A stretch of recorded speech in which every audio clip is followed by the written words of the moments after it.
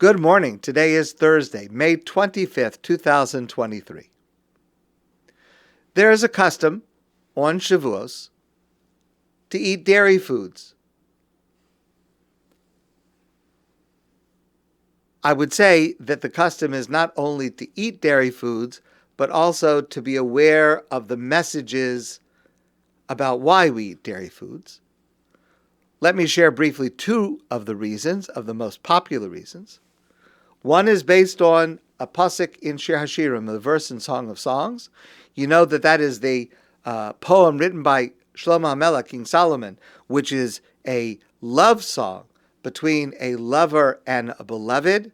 And we understand that the meaning of that exists on many different levels, including on one level of meaning, it is a representation of the historical relationship between God and the Jewish people at each era in Jewish history.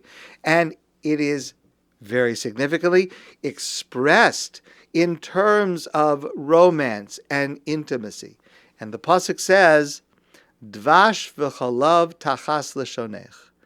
My lover placed honey and milk under my tongue. It's a very beautiful, sensual, passionate description. And on the level of history, we understand that this is a description of the moment that God gave the Torah to the Jewish people at Mount Sinai. God provided it to them. And by conveying this historical moment with this beautiful, sensual imagery, Shlomo HaMelech means to teach us that, number one, this was a moment of passion, of creating a relationship of romance between ourselves and God. And additionally, that the Torah that God gives us is like dvash. It's sweet. It's beautiful. And it's like chalav. It's like milk. It's nourishing. We need it to be able to live and to develop. And so this metaphor expresses the way in which Torah operates in our lives. And so we eat foods like this, dairy foods. And when we eat these foods, we should think to ourselves, this is a physical expression of this beautiful, sensual, romantic metaphor of receiving the Torah at Mount Sinai. And we're supposed to feel not only that we received the Torah, but we received the most beautiful, nourishing, sweet gift. And our attitude should be based on the sweetness of the dairy foods that we eat. That's number one. A second reason that is often given for this practice is that on the first day of Shavuos, God appeared to the Jewish people at Mount Sinai. And at that moment, we mentioned this before, all of the mitzvos of the Torah became binding, including all of the laws of keeping kosher. Well, at that moment, the dishes that the Jewish people had were not kosher. They had not yet been separating meat and milk. They had not yet been eating only kosher food. So once the obligation, the commandment applied to them, the first meal that they were going to eat, what would they eat that day? They couldn't eat from their dishes. They couldn't eat any meat because it was treif. The only thing they could make for themselves was a dairy meal. And so we have dairy on Shavuos. And again, when we eat dairy on Shavuos, we should be reminding ourselves that this is the day that devolves upon us the obligation to observe all the mitzvos. V'tzivanu, God commanded us. The command to observe mitzvos comes from Shavuos, comes from Matan Torah. And so the dairy foods that we eat should be a reminder of this awesome responsibility and opportunity that we gain on this day. Keeping kosher is a hallmark of Jewish life, and that includes separating dairy and meat, and it includes the need to wait after we eat meat before we can have dairy. We have to wait. Ashkenazim wait 6 hours. Other groups wait other amounts of time.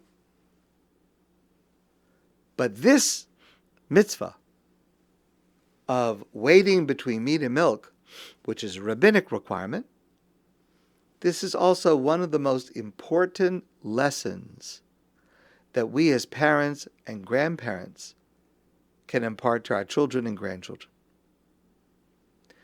And it all comes from a marshmallow. Now, you may well be familiar with this, a famous experiment done in 1970 by Dr. Walter Mischel. Classic experiment with the marshmallow. Here's what he did. He took a group of 4-year-old children. He put them each in a room, and in their room there was a marshmallow and a bell. If they rang the bell, the doctor would come in and give them the marshmallow. If they did not ring the bell, but waited for the man to come in on his own, then when the man came in, he would give them 2 marshmallows. It only took a few minutes for the children to learn the rules of this game. And of course, they wanted 2 marshmallows, not just 1 marshmallow. So videos were taken of each of these children, and in the videos you can see the children squirming and trying and desperately wanting to exercise the self-control not to ring the bell in order to wait for the man to come in to get 2 marshmallows. But there was wide divergence among this random group of children. Some children broke down right away and rang the bell, and they got 1 marshmallow. Some children were able to hold out as long as 15 minutes and wait for the man to come in to get 2 marshmallows. Great variation among the children. But then came the second part of the study. What they did is they took those results and then they followed these children through school and through adulthood over a couple of decades. And here's what they found. The children who, when they were 4, waited longer and got the 2 marshmallows, they got higher test scores, got into better colleges. The children who could not wait and got the single marshmallow right away were more likely to become bullies, develop drug and alcohol addictions, drop out of school, and be involved in crime. So a dramatic difference in these 2 groups of children over many years. Now, obviously, being able to exercise self-control and to delay gratification is only one factor in how children turn out. It's an important factor, but it's only one factor. But the most important part of the study was the next finding. And the next finding was that exercising self-control and delaying gratification with all of the benefits that this brings later in life can be learned. It can be improved with practice. Children who were given the opportunity to have exercises and tests to elicit greater self-control and greater patience and greater delayed gratification, they got better at it over time. It's not just this is how they were born hardwired. It is a skill that could be developed. Well, if you can develop this in a child, and it has such amazing results, well, don't we all want to do this for our children and our grandchildren? Well, how do we do it? What kind of an exercise can we give our Jewish children to help ensure that they do better in school, get better jobs, do better in life? All of the things we want for our children, how can we help them do that as children? Here's an idea. Let's say to our children, yes, you can have ice cream, but since you just had meat, you can have ice cream a little later. This is the perfect exercise. aside from the fact that we are teaching our children to do a mitzvah, but it is the perfect exercise to give our children one of the most crucial tools for succeeding in life, which is, of course, what all of us want for our children. Now, the truth is, every mitzvah in the Torah is just such a tool, helping us to develop some aspect of our personality trait that will help us succeed in life, each one in its own way. But this is the only one that I can think of that was proven to be successful by a marshmallow. One of the greatest Torah scholars of the previous generation is Rabbi Avraham Karelitz, known to us as the Chazon Ish, one of the founders of Bnei Brak near Tel Aviv. He was once walking with a group of his students, and he said something, and I can only imagine they had no idea what he was talking about when he said it. He said, "You know, you can serve chicken soup with either noodles or matzo balls. If you pick up a noodle with your spoon, half the noodle is in your spoon, and half the noodle hangs over the edge of the spoon.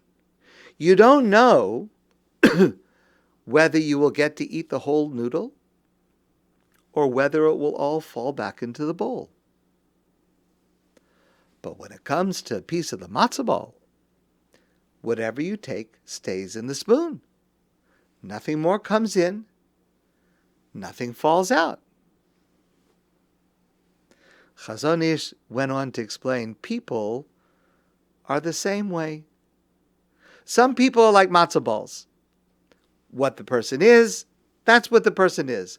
No surprises, no changes, nothing is lost, nothing gets added. Other people are like noodles. They have great ability, they have great potential, but you don't know if they will live up to it. You don't know if they will finally come to show the great promise that is there within their potential, or if they will just fall back into the soup. I must tell you, I often hear people say about their children, about their grandchildren, I only want them to be happy. Let them be happy. That's all I care about. They should be happy. As a father and now a grandfather, I also sometimes say that and think that, but I don't think that's correct. I don't think that's right by itself. Because we must also want our children and grandchildren to be good. Being happy may seem attractive, and it has its place. And I certainly want my children and grandchildren to be happy. That is important, but it is not enough.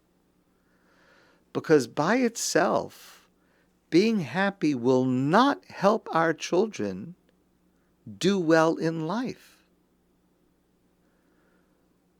We need to treat our children like noodles in a good way.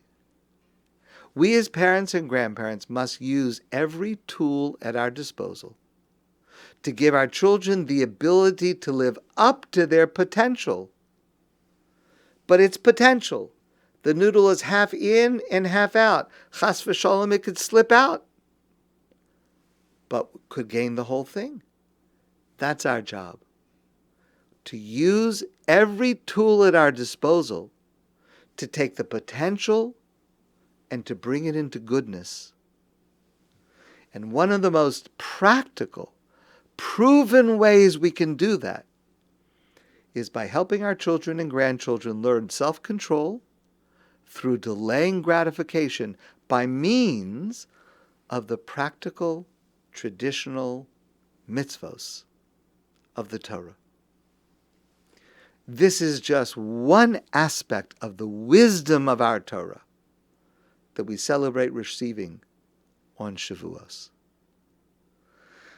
My friends, I wish you a great day, a wonderful Erev Chag, and a beautiful, sublime, inspiring, Torah learning filled Shavuos. And I look forward to seeing y'all soon in person.